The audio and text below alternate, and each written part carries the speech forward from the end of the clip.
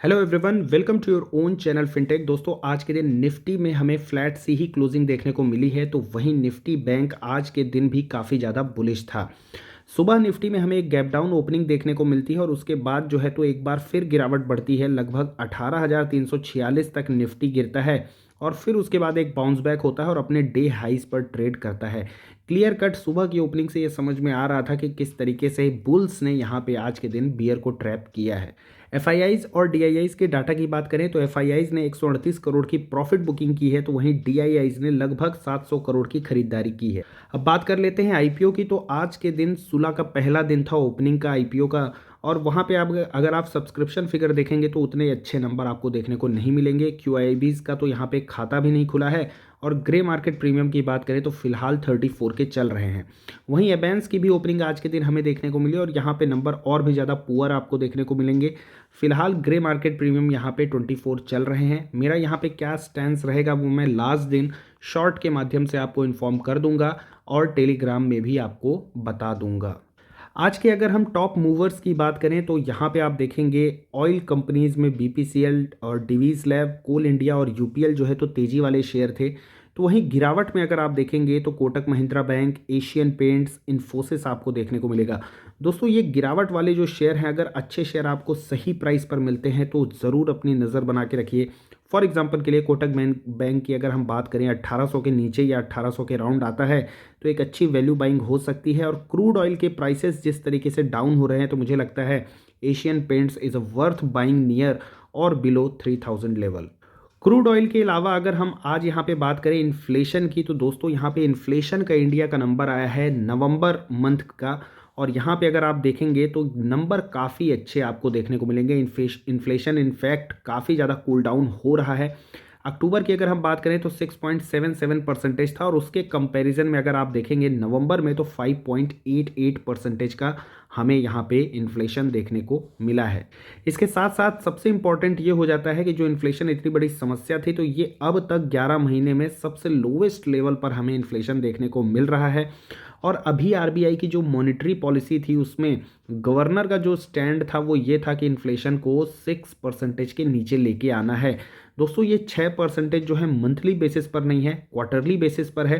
तो यहाँ पे आप देख सकते हैं कि पिछले मंथ जो है तो 6.77% था, अभी जो है तो 5.88% आया है। और अगर नेक्स्ट मंथ भी 6% के नीचे अगर इन्फ्लेशन रह जाता है तो ऑन एन एवरेज यहाँ पे पूरे क्वार्टर का जो इन्फ्लेशन है वो 6 के नीचे आपको देखने को मिल सकता है। इसके साथ साथ क्रूड ऑयल की भी अगर हम बात करें तो 75 जो है तो ब्रेंट क्रूड ऑयल का यहाँ पे रेट चल रहा है, तो जो कि काफ़ी अच्छा, मतलब एक तरीके से हम कहेंगे लोअर लेवल पर ही ट्रेड कर रहा है। तो ये इन्फ्लेशन पॉइंट ऑफ व्यू से दोनों ही न्यूज़ जो है वो काफ़ी ज़्यादा पॉजिटिव हो रखी हैं। और दोस्तों, जब भी ये इन्फ्लेशन का नंबर कम आता है तो वहाँ पे सबसे ज़्यादा जो बेनिफिट होता है वो एफएमसीजी स्टॉक्स में आपको देखने को मिलेगा, केमिकल स्टॉक्स में आपको देखने को मिलेगा, कंजम्पशन स्पेस कंजम्पशन से रिलेटेड, चाहे वो बीवरेजेस के हों या फास्ट फूड से रिलेटेड हों, वहाँ पे आपको बेनिफिट देखने को मिलेगा। और इसके अलावा जो है पेंट सेक्टर्स में भी आपको ये बेनिफिट जो है वो आपको देखने को मिलेगा, क्योंकि अगर इन्फ्लेशन कम हो रहा है, क्रूड ऑयल के प्राइसेस कम हो रहे हैं, तो कहीं ना कहीं आने वाले टाइम में कंपनी के मार्जिन्स इंप्रूव हो सकते हैं और प्रॉफिटेबिलिटी भी इंप्रूव हो सकती है। और दोस्तों, एफएमसीजी स्टॉक से मुझे लगता है एक अच्छे ट्रेंड पर यहाँ पे टाटा कंज्यूमर अवेलेबल है। इस स्टॉक को मैंने पहले भी कवर किया था जब इस तरीके के चैनल में ये अपवर्ड ट्रेंड में मूवमेंट ले रहा था, तब भी मैंने आपको यहाँ पे कहा था। हालांकि एफएमसीजी स्पेस से और भी स्टॉक्स की बात करें, फॉर एग्जांपल मारिको की बात करें, काफ़ी टाइम पहले मैंने इसको 480 और 500 के लेवल पर भी रिकमेंड किया था। फिलहाल ये जो स्टॉक है नियर अबाउट 533 ट्रेड कर रहा है। डाबर वगैरह भी की बात करें तो वो भी मोर देन 600 हमें ट्रेड करता हुआ देखने को मिल रहा है। एंड टाटा कंज्यूमर में आई फील की अपॉर्चुनिटी काफ़ी अच्छी है, ऑल टाइम हाई सी ऑलमोस्ट जो है लगभग 10% के करेक्शन पर अवेलेबल है। वहीं अगर हम नेस्ले की बात करें, एचयूएल की बात करें, तो वो सारे स्टॉक जो है आपको ऑलमोस्ट ऑल टाइम हाई पर ही ट्रेड करते हुए देखने को मिलेंगे। तो इस स्टॉक पर अगर आप चाहें तो अपनी नज़र बना के रख सकते हैं। एक बार फिर से यहाँ पे कुछ इस तरीके से चैनल में ये ट्रेड करता हुआ आपको देखने को मिलेगा, और ये स्टॉक अगर आपको 790 से 800 के राउंड मिलता है तो definitely you can grab this opportunity. Recently Bisleri के साथ कंपनी की डील होने वाली है, जिसके बाद ये बॉटल वाटर के सेक्टर में मार्केट लीडर हो जाएंगे और इस तरीके से छोटे मोटे एफएमसीजी स्टॉक्स जो हैं एक्विजिशन करके अपना जो मार्केट शेयर है, अपना जो मार्केट में पकड़ है, उसको बढ़ाते रहते हैं। तो कैश फ्लो भी काफ़ी अच्छा रहता है, ऐसी कंपनीज पर आप फोकस कर सकते हैं।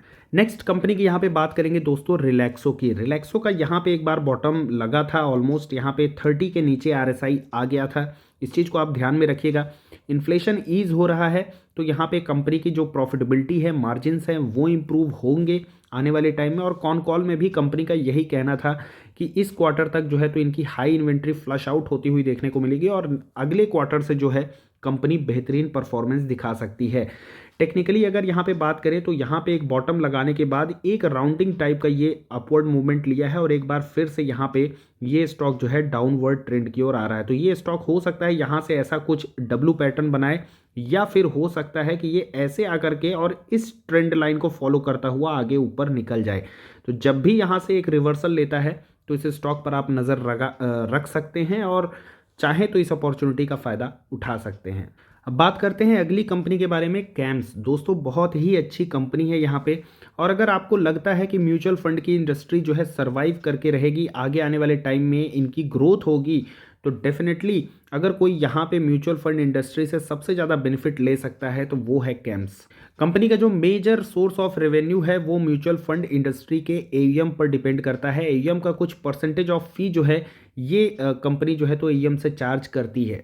मार्केट शेयर की बात करें तो 70% का यहाँ पे कंपनी का मार्केट शेयर है। एक तरीके से डुओपोली यहाँ पे देखने को मिलती है, हाई एंट्री बैरियर है इस बिजनेस में। तो यहाँ पे आप जो है तो मान सकते हैं कि कैम्स और कार्वी यही दो रहेंगे फॉर लॉन्ग टर्म के लिए। इन्हीं दोनों का ही जो मार्केट रहेगा वो एज अ रजिस्ट्रार जो है आपको इन्हीं दोनों का मार्केट देखने को मिलेगा। ऑल टाइम हाई से अगर हम बात करें तो नियर अबाउट 4000 का ये स्टॉक हुआ करता था, वहाँ से काफ़ी ज़्यादा करेक्शन हो चुका है। 2000 के लेवल पे जाता है तो मोर देन 50% का यहाँ पे करेक्शन आपको देखने को मिलेगा। लेकिन अच्छी चीज़ ये है कि ये अब यहाँ पे ओवरसोल्ड की कैटेगरी में जा रहा है।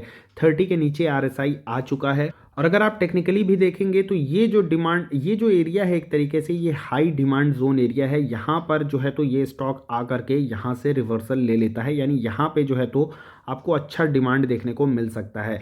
तो हो सकता है कि यहाँ पर भी एक बार फिर से आपको बढ़िया डिमांड देखने को मिले। फिलहाल जिस मार्केट प्राइस पर ये ट्रेड कर रहा है, यहाँ से 1.77% का ये स्टॉक जो है डिविडेंड भी प्रोवाइड कराता है। तो I think it's a good deal, अच्छे करेक्शन पर है, एक हेल्दी डिविडेंड भी आपको मिल सकता है और कंपनी यहाँ पे एक तरीके से मार्केट लीडर है डुओपोली सेक्टर में जो है तो कैम्स और कार्वी के आपको देखने को मिलेगा। इसके अलावा दोस्तों केमिकल सेक्टर से यहाँ पे नवीन फ्लोरीन है, काफ़ी बेहतरीन कंपनी है। फ्लोरीन सेगमेंट में यहाँ पे फ्लोरीन के डेरिवेटिव्स और स्पेशलिटी केमिकल में कंपनी जो है तो कार्य करती है। रेफ्रिजरेंट वगैरह यहाँ पे जो है तो फ्लोरीन के प्रोडक्ट्स यूज़ होते हैं, तो उस सेक्टर में भी यहाँ पे कंपनी कार्य करती है। अब यहाँ पे अगर आप देखेंगे तो ये जोन जो होता था यहाँ पे कभी इसका एक रेजिस्टेंस हुआ करता था और यही जोन जो है अब यहाँ पे इसका जो है तो एक सपोर्ट बना है। आप देखेंगे यहाँ पे मल्टीपल टाइम्स जो है नवीन फ्लोरिन ने यहाँ पे सपोर्ट लिया है। तो ये जोन जो है काफ़ी अच्छा यहाँ पे डिमांड वाला जोन हो सकता है। और अगर यहाँ पे आरएसआई को अगर आप ध्यान देंगे तो 37 का आरएसआई चल रहा है, तो यानी कि ओवर सोल्ड होने की कैटेगरी में ये स्टॉक जा रहा है। तो यहाँ से अगर फर्दर गिरावट होती है तो आरएसआई जो है तो वो 30 के नीचे भी जा सकता है, या फिर स्टॉक जो है यहाँ पर 200 डेमा वाले अपनी लाइन से मूविंग एवरेज से यहाँ पे अपना एक सपोर्ट भी ले सकता है। तो कंपनी काफ़ी अच्छी है और मैनेजमेंट का रिसेंटली इंटरव्यू आया था, मैंने आपके साथ शेयर भी किया था कि ये जो है तो प्लानिंग कर रहे हैं कि हर 3 से 4 साल में अपने रेवेन्यू को 2 टाइम्स कर देंगे।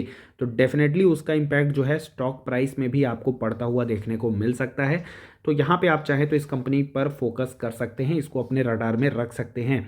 बाकी टेक्निकली यहाँ पे एक और बात करें तो एक अच्छा पैटर्न यहाँ पे आपको देखने को मिलेगा।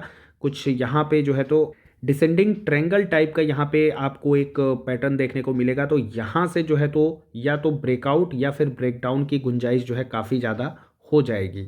अगर बुल्स ने यहाँ पे इन लेवल्स पर बार बार सपोर्ट दिया तो यहाँ से ब्रेकआउट की पॉसिबिलिटी हो जाएगी, और यहाँ पे अगर बियर्स ज़्यादा डोमिनेट करते रहे इस लेवल पर तो यहाँ से ब्रेकडाउन की भी पॉसिबिलिटी ज़्यादा हो सकती है।